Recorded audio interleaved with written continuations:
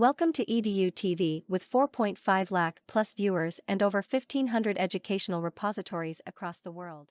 The founder is Mr. Pranav Guha and co-founder is Ms. Tanya Sethi.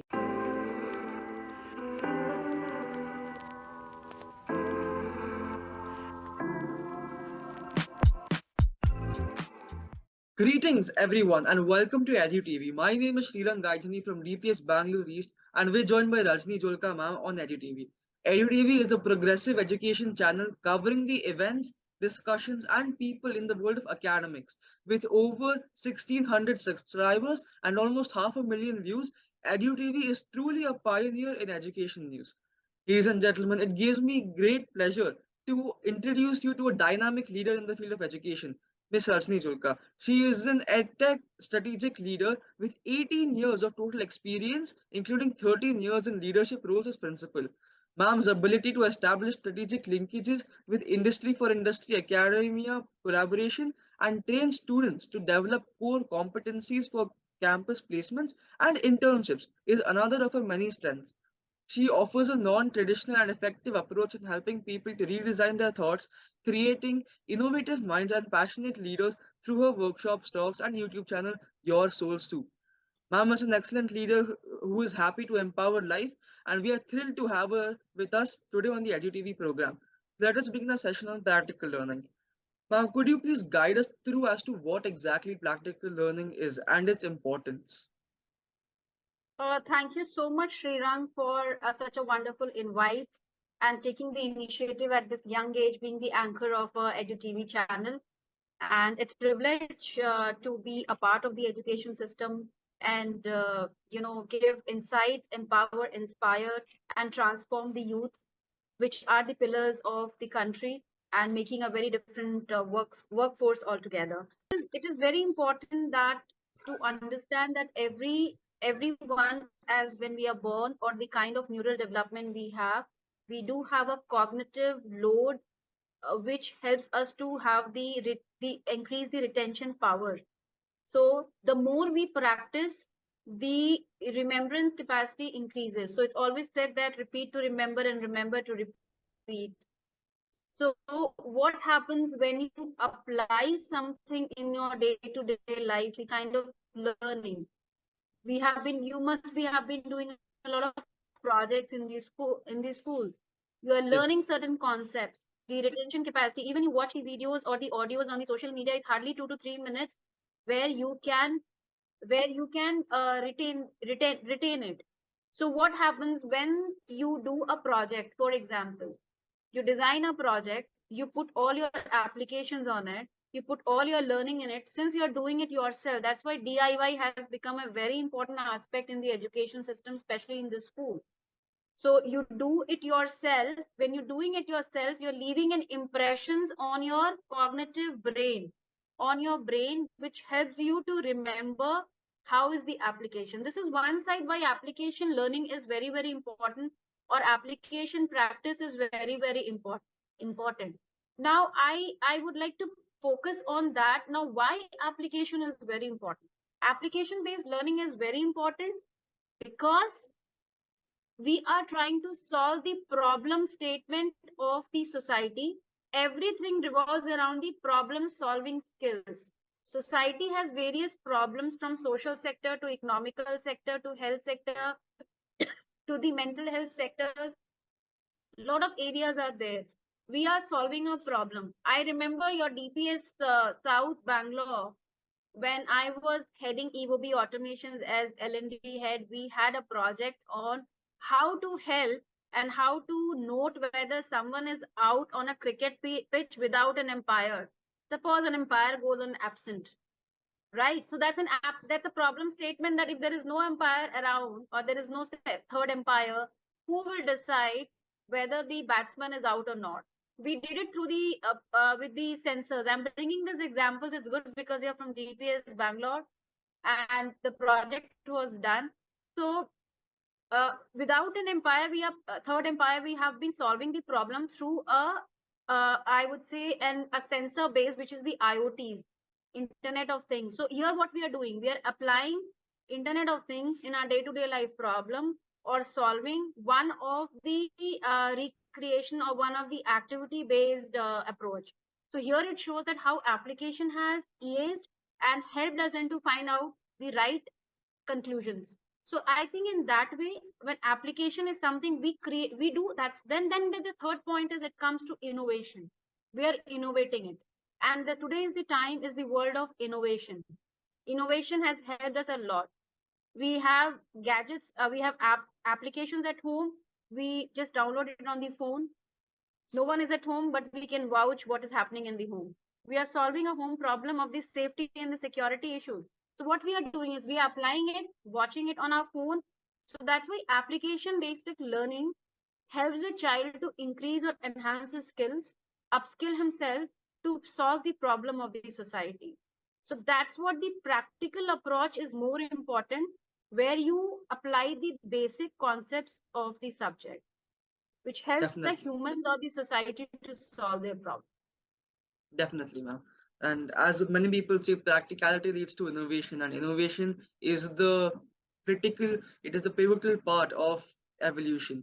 So, ma'am, we would like to ask you, what are the challenges in implementing practical education in a country like India? Now, I think you, as the young generation Z, knows what are the resources available, right? That resources available at our time was different. Resources available at your time is different, right? The avenues at our time was different. The avenues at your time is different. Before this show started, I had a discussion with you to understand, and it's a very wow factor to know that you are writing a book. You are a group of authors, young buddy authors. At our time, we never knew that, or we never had this thought of we can write a book, right? Because there was no buzz around the society. We knew that there are certain authors. We have read some novels, magazine, Champak, Balhan, some books of the, Sahityakar and all. We did that.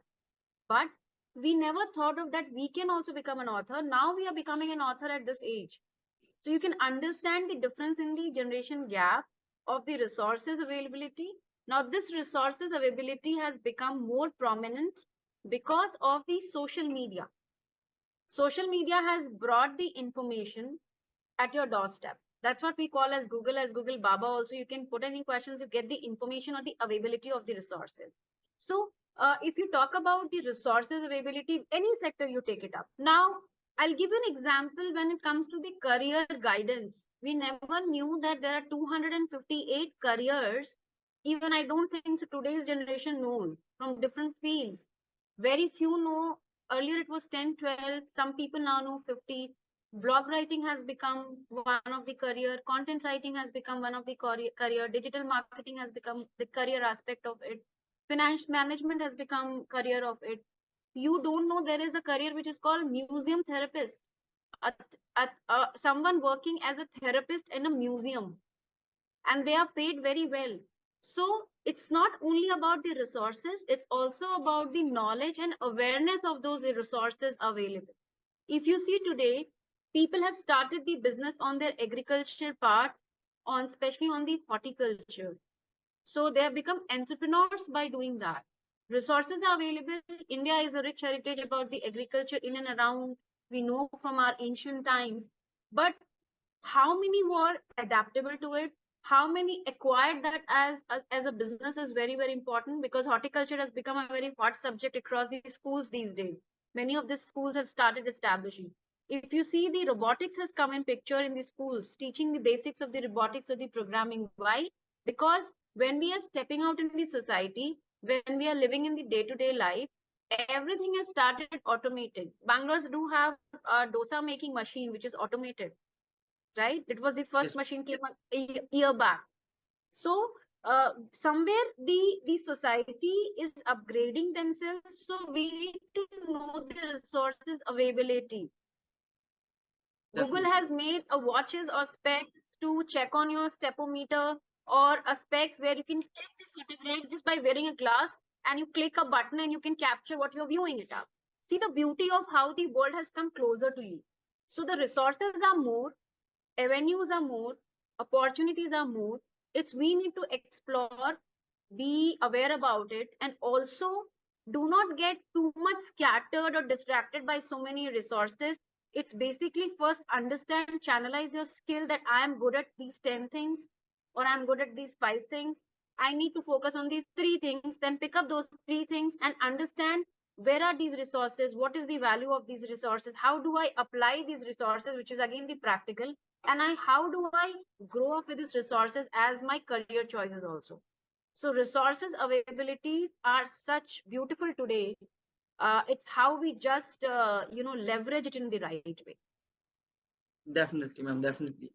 So, ma'am, what would you say are the common myths and the challenges that come to implementing practical learning? Like, if like some people might have a misconception about what it is. Some parents, especially, might be afraid that to step away from traditional education. So, what would you say would are the advantages of practical learning to help convince people to join in this venture? You have raised the toughest question, and you have raised the I would say the easiest question. Easiest question in that it is so easy for it is so easy for people to understand what's available and not available. Parents especially, it's very difficult to accept the changes. Now this change in the mindset is very very important, because that's how you change the thought process and you shift the, or you bring the two generation closer. So the generation gaps are so of course when education as an umbrella comes, that's the beauty of education, that it's not only about academics. Education when comes, it's not only about the students, it's about the orientation of the parents, it's about the orientation of the teachers, it's orientation about all the stakeholders who are equally responsible in making a society and gearing up the children up. Because children are just one, students are just learners. They've come to the education platform to learn, to acquire knowledge and then apply it. So I think parent orientation is very, very important, according to me, to make them understand what are the avenues available. What happens is parents' aspirations are very high. Parents must educate their children, since they have not seen those avenues, or they have not been aware about the job or the career options, or these can be there is always a fear factor. Breaking that fear factor among the parents with a strong reliability, knowing that these career avenues are available, is very very important for the society to gear up and come up. Now, if you see, there is a drastic gap between the tier 1, tier 2, tier 3, and tier 4. Now, when you talk about the resources and application, tier 3 and tier 4 schools or the students will not have those resources as compared to the cities like Bangalore, Bombay, Delhi, and all the metropolitan cities or the tier 2 cities. So the understanding of the parent also varies. It's not only parents, it's the understanding or the thought process of the teacher also varies, that what is my availability, I will only share those, I will empower with those skills. So I think there has to be a regular orientation program for the parents every quarter, teachers maybe on a monthly basis, upskilling and upgrading about the new avenues and the new resources available in the market. Once that is done, then I think application is done. This is one side of. One very important aspect I have always been advocated about is that when a student is doing something, is applying that, let there be a healthy competition or a platform where the parent also take participate, teachers also participate, and they also have hands-on experience on the applications to understand how does it work. It can be any project, smallest one. It can be a painting, anything. Because these days art therapy is another kind of new career. Art museum is another career. Art has got a lot of prospect. The beauty of art has totally changed. Now there are bikes, for examples, there are bikes, a company who produces a bike. Now the artists are called to paint those bikes, and the cost of the bike goes high, the product cost goes high. How many of us knows that this kind of artists are also available in the market? I was recently somewhere in Himachal and I saw some nice cups, saucers of steel and other, so there is an artist who paints that and sell on a higher cost, and he has made his own product in a very different the lifestyle product. It is called as lifestyle product. So such kind of activities show good and in and around schools and colleges, where parents should equally participate, because once they participate, the awareness is inbuilt in them, the likeness increases in them. Then they help the students or their children also to, okay, go in this field. Let's go in this field. So I think that way the resources availability, awareness, its application has to be done by all these stakeholders. It's not only on the burden of the students. Definitely, ma'am. And with that, ladies and gentlemen, we conclude this interview. It's been a wonderful experience. I would once again like to thank ma'am for her valuable inputs, and her insights were very key to this orientation. I would also like to thank EDU TV, true pioneer in the terms of education, TV and education news, keeping us updated with all the current affairs. And most importantly, I would like to thank you, my dear viewers, for watching us and your support. And to conclude this, Benjamin Franklin said, "Tell me and I forget, teach me and I remember, involve me and I will learn." Thank you everyone for watching, and have a great day.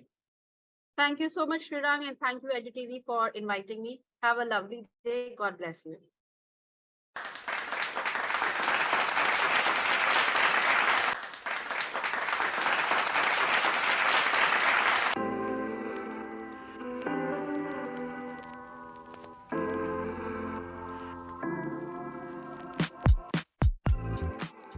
Welcome to EDU TV with 4.5 lakh plus viewers and over 1,500 educational repositories across the world.